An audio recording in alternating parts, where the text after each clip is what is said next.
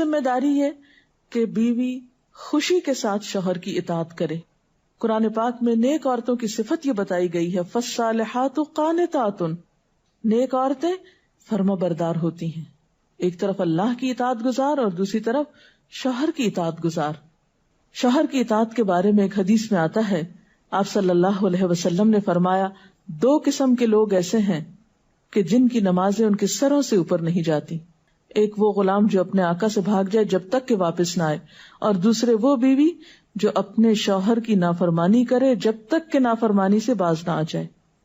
یہاں تک حکم ہے کہ بیوی شوہر کے معاملے میں کسی دوسرے کی بات نہ مانے. یعنی شادی کے بعد ایک عورت جب شوہر کے گھر چلی جاتی ہے تو پھر شوہر کا حق سب سے بڑا ہو جاتا ہے. بعض اوقات ہمارے معاشرے میں ایک طرف شوہر کچھ کہتا ہے، دوسری طرف والدین کچھ کہتے ہیں، تیسری طرف کسی اور کا مشورہ کچھ ہوتا ہے، عورت بیچاری بیچ میں پس جاتی. ایسے موقع پر عورت کے لیے کیا لازم ہے، اس کی پرائرٹی کیا ہوگی کہ وہ اپنے شوہر کی بات مانے. عورت کی دوسری بڑی ذمہ داری اپنی آبرو اور عزت و عصمت کی حفاظت ہے. عورت کوئی ایسا کام نہ کرے جس سے اس کی عفت و عصمت پر کچھ حرف آئے.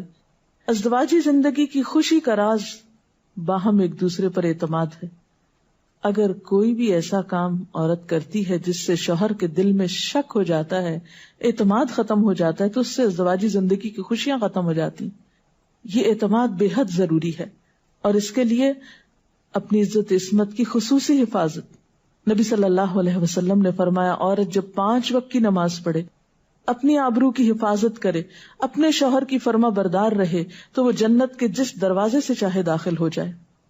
اسی لیے شوہر کی اجازت اور مرضی کے بغیر گھر سے بھی نہیں نکلنا چاہیے.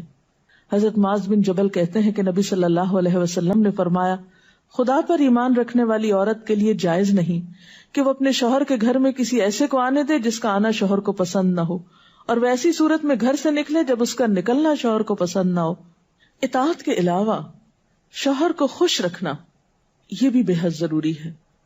نبی صلی اللہ علیہ وسلم نے فرمایا، جس عورت نے اس حال میں انتقال کیا کہ اس کا شوہر اس سے خوش تھا تو وہ جنت میں داخل ہوگی. اور عموماً کسی کی خوشی کے لیے انسان اپنے جذبات کی قربانی دیتا ہے، بعض اوقات اپنی سوچ کی قربانی دیتا ہے، بعض اوقات اپنے کسی اور راحت و آرام کی قربانی دیتا ہے. تو ایک عورت جب اپنے شوہر کو خوش کرتی ہے تو جواباً اس کے لیے خوشی پلٹتی ہے.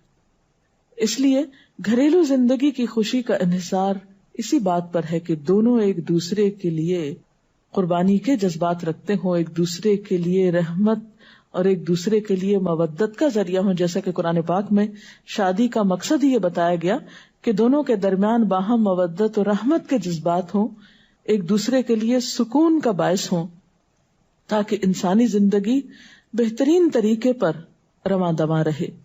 اسی طرح شوہر سے محبت کا اظہار کرنا، اس کے ساتھ وفادار رہنا، اس کا احسان ماننا، یہ بھی بے حد ضروری ہے.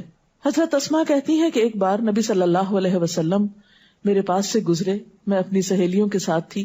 آپ نے ہمیں سلام کیا اور ارشاد فرمایا، تم پر جن کا احسان ہے ان کی ناشکری سے بچو. تم میں سے ایک اپنے ماں باپ کے گھر کافی دنوں تک بن بیاہی بیٹھی رہتی ہے، پھر اللہ تعالیٰ اس کو شوہر عطا کرتا ہے، اولاد دیتا ہے، اور ان سارے احسانات کے باوجود اگر کبھی کسی بات پہ شوہر سے ناراض ہوتی ہے تو کہہ اٹھتی ہے، میں نے تو کبھی تمہاری طرف سے کوئی بھلائی دیکھی ہی نہیں. یہ جملہ ناشکری کا جملہ ہے جو عورت کو نہیں بولنا چاہیے. قیامت کے دن اللہ تعالیٰ اس عورت کی طرف نظر رحمت اٹھا کر نہیں دیکھے گا جو شوہر کی ناشکری ہوگی. اور آخری بات یہ کہ عورت کے اوپر لازم ہے کہ وہ اپنے گھر بار، مال و اسباب اور اپنی ذمہ داریوں میں شوہر کی مددگار رہے، شوہر کی وفادار رہے. آپ صلی اللہ علیہ وسلم نے فرمایا، قریش کی عورتیں کتنی اچھی عورتیں ہیں جو بچوں پہ بہت مہربان اور شوہر کے گھر بار کی حفاظت کرنے والی ہیں. آپ صلی اللہ علیہ وسلم نے ایک اچھی عورت کی خوبیاں بیان کرتے ہوئے فرمایا، مومن کے لیے خوف خدا کے بعد سب سے مفید اور باعث خیر نعمت نیک بیوی ہے.